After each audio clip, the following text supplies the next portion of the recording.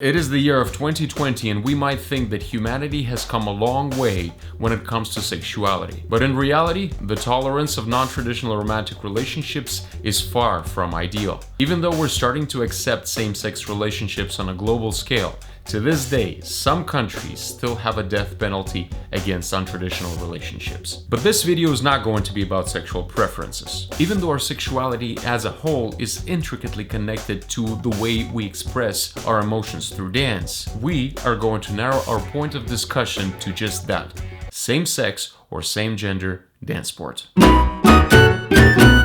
On September 14, 2019, National Dance Council of America has made a change to the NDCA Rule 2A6A, stating that as of September 23, 2019, a couple will be defined in Section 2A6A of the NDCA's rules and regulations as a leader and follower without regard to the sex or gender of the dancer. Accordingly, beginning of September 23, 2019, same-sex or gender-neutral couples will be able to compete with opposite-sex couples in all dance genres, including in championships, competitions, and events sanctioned by the NDCA.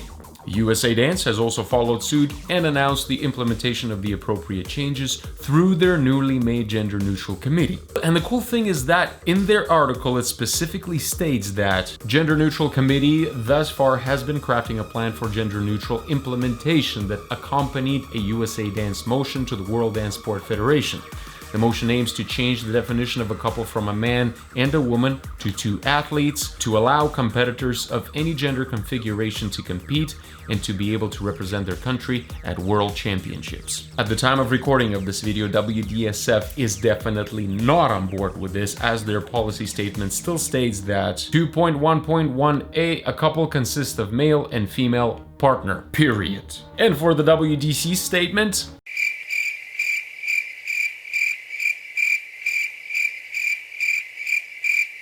not even a definition of a couple? But hey, British Dance Council is totally on board with mixing up same-sex and opposite-sex couples since 2014.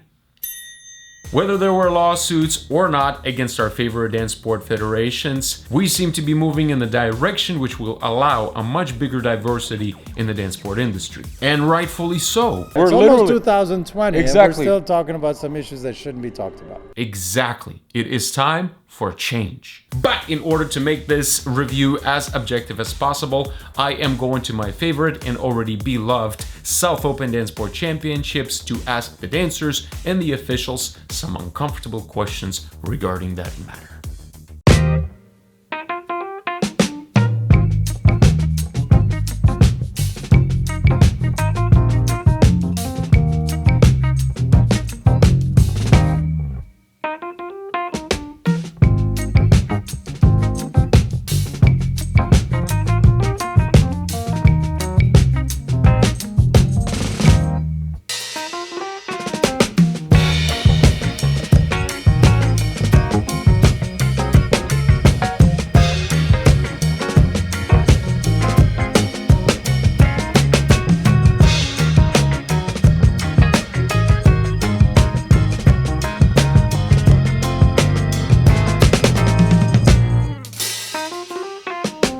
Now, with the recent change in the NDCA ruling, where a couple is defined by a leader and a follower versus the man and a woman, what are your thoughts on that?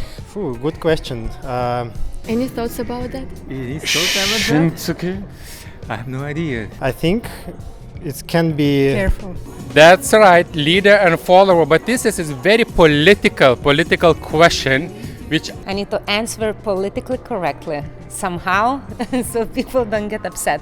Let's see what's this gonna be. Well, I think it's great that they have the opportunity to do that, and I think it was very unfair that they didn't have the opportunity before. It's fantastic. It's you guys a are step in the right direction for sure. Exactly, and you are pretty much the representation of that. You guys danced together. How did it feel at this comp?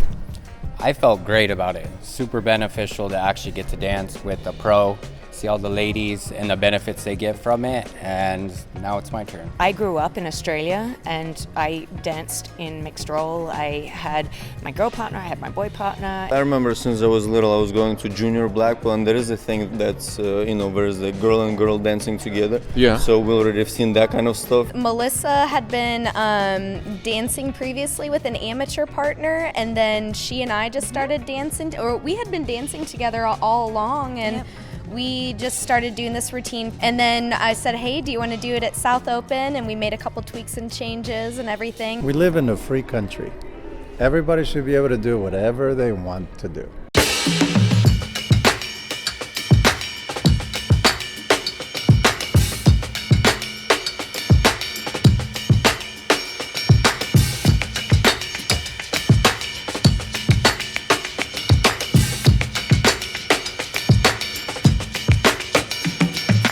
Well, if you have a couple that is competing in your category, how would you feel, let's say, if they're placing higher or lower than you? Any thoughts about that? Oh, that's a good question. Yeah. I have to think about it. It's a good competition and motivation for us because we really need to show this female-male dancing, and I think it's a very good motivation and goal. We don't really pay attention to the people next to us. We only pay attention to ourselves here. Yeah. So I think, like you said, judges are gonna have to. They're gonna have a hard time. It might be difficult for judges to judge that. Yeah, I think so. They can do, but from judge's side, it is very difficult to judge, compare with another couple. At this time, I don't think that it's appropriate. Only because we don't know what the pros and cons are completely yet. And I think that it should be a fair playing field. And we don't know what fair is at this point. It's so new. Obviously there should be some rules and regulations, but I think it should be more technique geared.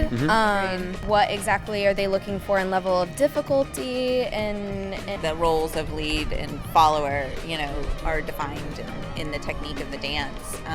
That should be the focus and not, Not the actual gender or sex. Not necessarily. In the professional events, I would say that would kind of change the standard of ballroom dancing, and I would probably prefer it as a separate event versus a mix. If I have to compare a man and a woman dance room against a man and a man, again, nothing against same-sex couples, but it's a little bit. This tradition has been for so many years, and I would probably not want to compare these two couples. I think they're a bit uncomparable. Also because we're just missing clear definition of the judging criteria of leader follow. It's a completely different look. It involves things like wearing heels, wearing a dress, not wearing a dress, not wearing heels. That changes balance, that changes what you can do, who leads, who follows, if they can switch, if they can't. That's what I mean. I feel like we should have defined it ahead of time so that, and I think the couples would have appreciated that, knowing what they're up against instead of them not knowing as well. I have a suggestion. If people want to compete with men and men, then they have to be fair to all girls who wearing the heels, wearing the makeup, hairstyle, and all these difficult things they do, and the dress, how much money they spend on these costumes and etc. If they want to participate in and compete against, I think that will be interesting to watch. It is 2019. Everybody's equal. Everybody have to dance, and whoever they want to dance with, absolutely. And the cons? The cons, it is simply we have to get used to the tradition what we used to be a gentleman and lady. That's all. That's simply the evolution. Have you had any difficulties judging and comparing, I guess, couples, because it's all based on the comparison?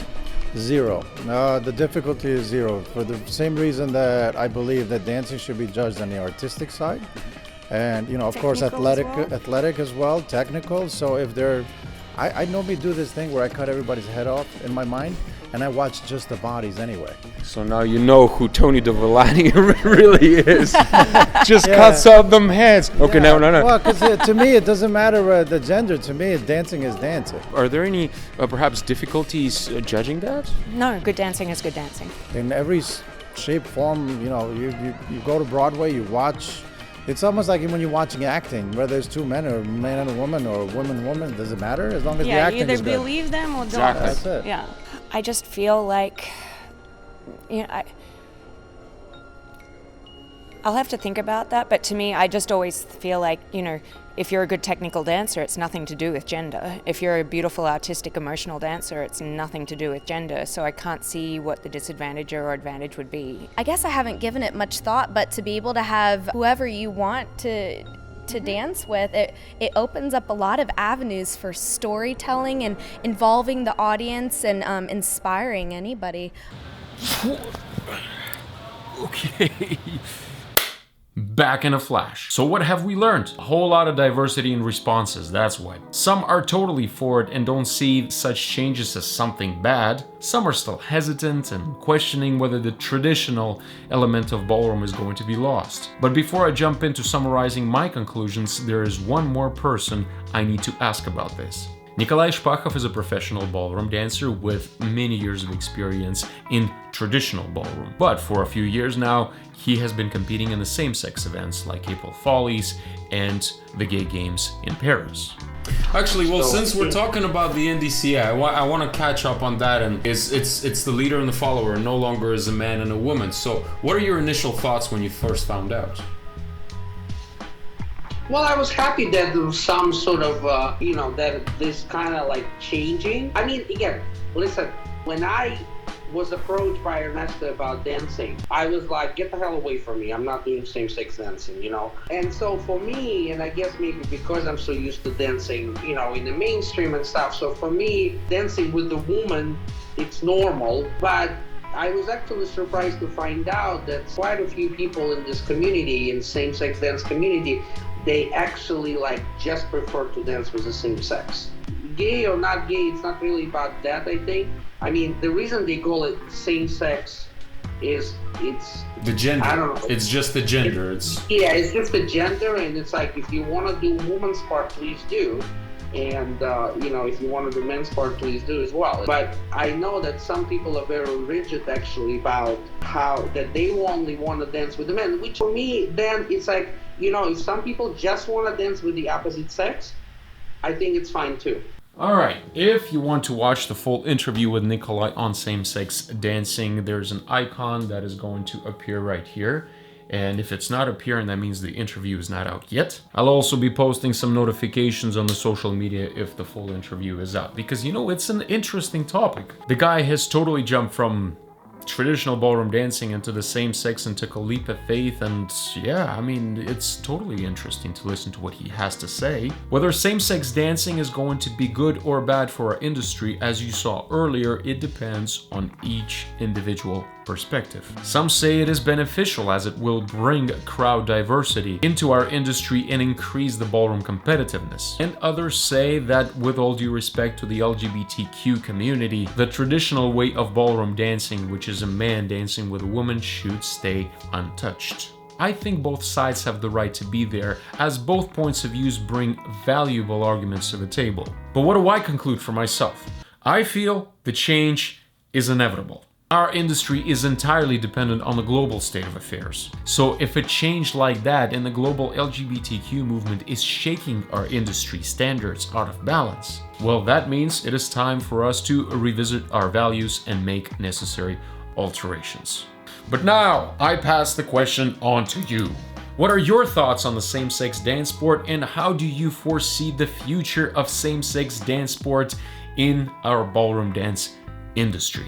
But I know the internet could get absolutely ruthless on opinions, so you can just say, let's see what's this gonna be in the comment section below, and I will understand what you mean. Not really. Alright, that's it. Thanks for watching this Dance Comp Review episode. I'm Igor Shalvarov, and I will see you in the next one. Woo!